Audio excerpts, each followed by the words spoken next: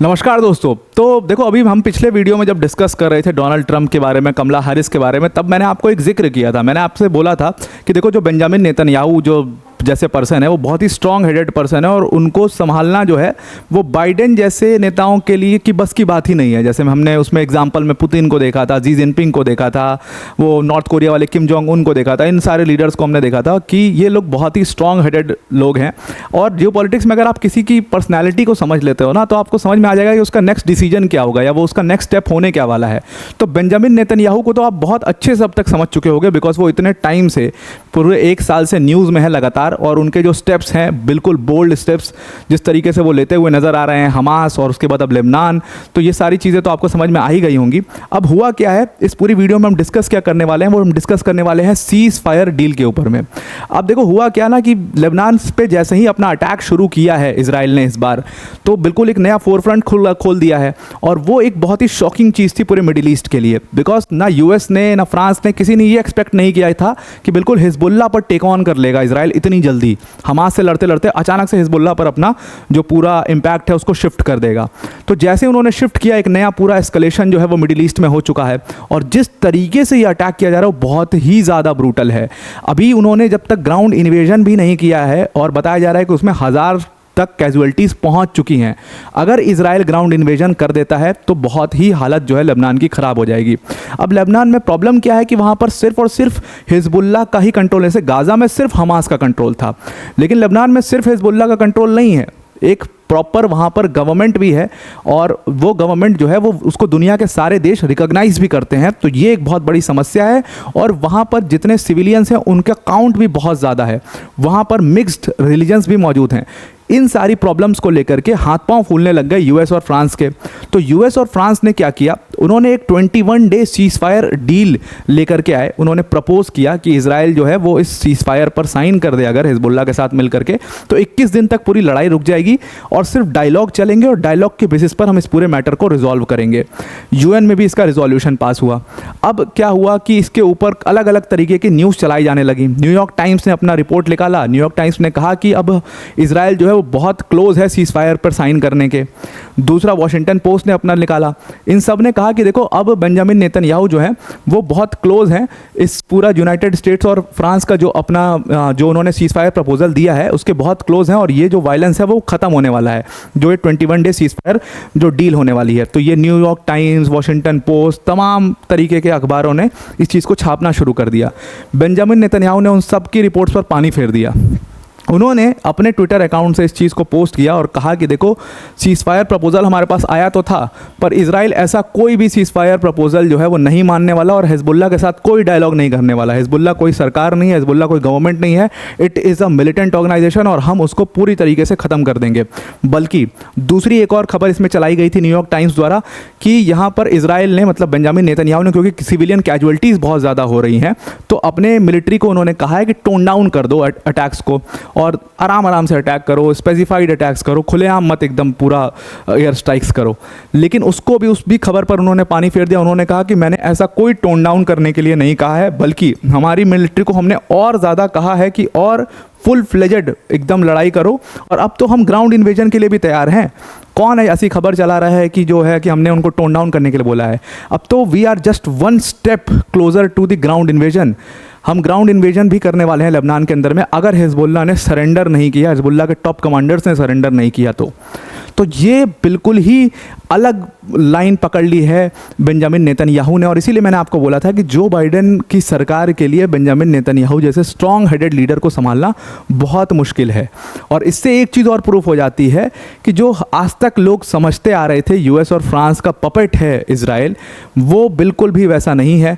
Benjamin Netanyahu का एक गोल है, और वो उस गोल को अचीव करने के लिए बिल्कुल आतुर नज़र आ रहे हैं। वो काफ़ी ज़्यादा डेस्परेट हो चुके हैं अब उस गोल को अचीव करने के लिए। बाकायदे उन्होंने अपने ट्विटर अकाउंट से इस चीज़ को पोस्ट किया है। अब क्या ज़रूरत है प्रधानमंत्री को, जो कि वॉर में है इस टाइम पर, उनको ऐसी न्यूज़ के ऊपर की भ्रांतियों को तोड़ने की, ताकि कोई नैरेटिव फॉर्म ना हो पाए, ताकि ये नैरेटिव ना फॉर्म हो पाए कि इजराइल जो है वो डर गया, इजराइल जो है वो सीज फायर पर साइन करने जा रहा है। सिर्फ नैरेटिव फॉर्मेशन को बहुत अच्छे तरीके से समझते हैं, और इसीलिए उन्होंने अपने पीएमओ ने अपने स्टेटमेंट में, जो कि उन्होंने ट्विटर पर पोस्ट किया, उसमें उन्होंने कहा कि जितनी भी ये सीज़ फायर के बारे में न्यूज़ चल रही हैं सारी की सारी गलत न्यूज़ हैं, और हमने कोई भी टोन डाउन करने के लिए ऐसा कुछ भी नहीं कहा था।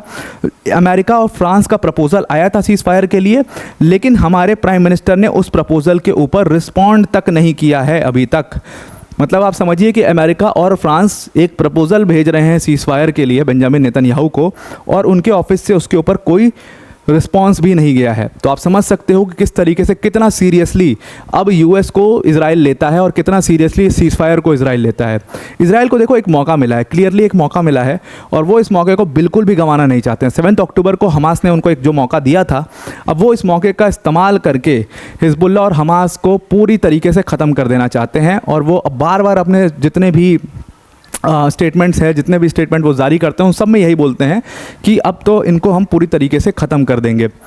ऐसा खबरें चलाई जा रही थी कि अगर इजराइल और लेबनीज़ की गवर्नमेंट जो है वो इस प्रपोज़ल पर साइन कर देती हैं तो ब्लू लाइन को मद्देनज़र रख करके कुछ घंटों में ही हम एक सीज़ फायर 21 डेज़ का सीज़ फायर साइन करेंगे, और ब्लू लाइन को ध्यान में रख करके हम इसके ऊपर बातचीत करके इस पूरे मामले को सुलझा लेंगे।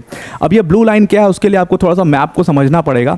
देखिए क्या होता है कि ये मैप है, और इजराइल ने, इसमें आपको वक्त में थोड़ा सा पीछे जाना पड़ेगा, 1978 में इजराइल ने अटैक कर दिया था लेबनान के ऊपर।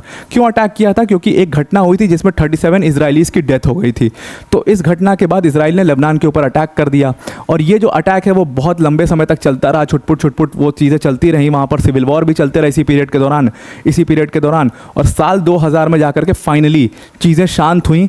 क्यों शांत हुई? क्योंकि यूएन ने इसी 1978 के इजरायली अटैक ऑन लेबनान के बाद एक प्रपोजल दिया, मतलब यूनाइटेड नेशन सिक्योरिटी काउंसिल ने 2 रिजोल्यूशंस निकाले, एक रिजोल्यूशन नंबर 425 और एक रिजोल्यूशन नंबर 426। इन दोनों रिजोल्यूशंस में उन्होंने ये ब्लू लाइन प्रपोज की कि देखो ये एक तरीके का बॉर्डर, इमेजिनरी बॉर्डर होगा लेबनान और इजराइल के बीच में। अब इसको आप किसी तरीके का एकदम परफेक्ट बॉर्डर मत समझ लो जैसा इंडिया पाकिस्तान के बीच में है या इंडिया और बांग्लादेश के बीच में, ऐसा कोई बॉर्डर नहीं है। ये विड्रॉल लाइन है, मतलब यहाँ पर उस समय पर इजरायली फोर्सेस खड़ी थी, तो इसका मतलब है कि इससे इजरायली फोर्सेस आगे नहीं बढ़ेंगी, वो इससे विड्रॉ करेंगी, पीछे आएंगी। तो इस वाले एरिया में कोई इजरायली फोर्सेस नहीं होनी चाहिए, और इस वाले एरिया में कोई भी लेबनान की फोर्सेस नहीं होनी चाहिए। इसी को कहा गया ब्लू लाइन अग्रीमेंट ऑफ 2000। तो ये ब्लू लाइन अग्रीमेंट फाइनली जो है वो मतलब 1978 का जो रिजोल्यूशन था यूएन का, उसको अडॉप्ट किया गया और उसके बेसिस पर शांति लाई गई। अभी भी ये एग्जिस्टेंट है, अभी भी एग्जिस्टिंग है, और अभी भी ये काम कर रहा है। तो इसी को ध्यान में रख करके इस 21 डे सीज़ फायर को यूएस और फ्रांस ने प्रपोज किया था कि भाई उसी आपने इस पर साइन किया ही था, इस ब्लू लाइन को आप मानते ही हो इजराइल को, तो आप फिर से इसी ब्लू लाइन को मान लीजिए और इसके ऊपर आप एक्शन ले लीजिए, और ताकि सीज़ फायर के ऊपर आप साइन करके इस मामले को पूरी ख़त्म कर दीजिए। हालांकि इजराइल ने साफ साफ उससे मना कर दिया है अब, और उन्होंने कहा है कि हम अभी अटैक करना कंटिन्यू करेंगे जब तक कि हिजबुल्लाह ख़त्म नहीं हो जाता है, जब तक कि हमारा पूरा गोल जो है वो अचीव नहीं हो जाता है। अब इस पे लेबनान की गवर्नमेंट का क्या अपना टेक है? लेबनीज़ गवर्नमेंट जो है वो तो काफ़ी ज़्यादा परेशान है इस चीज़ से, बिकॉज उन्होंने तो बहुत ही ज़्यादा वायलेंस देखा है। पहले सिविल वॉर देखा, फिर इजरायली अटैक्स देखे, लगातार वो हिजबुल्लाह का स्ट्रॉन्ग होल्ड बनाए हुआ है, वो सारी चीज़ें वो देखते ही आते हैं। वहाँ के सिविलियंस भी बहुत परेशान रहते हैं। तो लेबनीज़ प्राइम मिनिस्टर नजीब मिकाती तो बहुत ज़्यादा परेशान। उन्होंने कहा हम तो बिल्कुल जी रेडी हैं सीज़ फायर प्रपोजल पर साइन करने के लिए, अगर इजराइल इस प्रपोजल को मान ले। उनसे सवाल पूछा गया कि आपको क्या लगता है कि इजराइल इस प्रपोजल को मान लेगा और क्या एक सीज़ फायर अग्रीमेंट साइन हो पाएगा? उन्होंने कहा होपफुली यस, हो जाना चाहिए। अगर इजराइल जो है वो कोई भी शर्त रखनी चाहे वो रख सकता है, लेकिन अगर इस प्रपोजल पर साइन कर दे तो फिलहाल जो हमारे सिटीजन्स हैं, जो हमारे सिविलियंस हैं, जिनको लाख की संख्या में वो डिस्प्लेस हो रहे हैं, उनका डिस्प्लेसमेंट रुक जाएगा। वो जहाँ पर रहते थे उनके घर वर सब सुरक्षित हो पाएंगे। तो वी आर वेरी होपफुल कि इजराइल इस चीज़ को मान ले। हालांकि इजराइल ने इस चीज़ से पूरी तरीके से मना कर दिया है और वो किसी सीज़ फायर पर साइन नहीं करने वाला।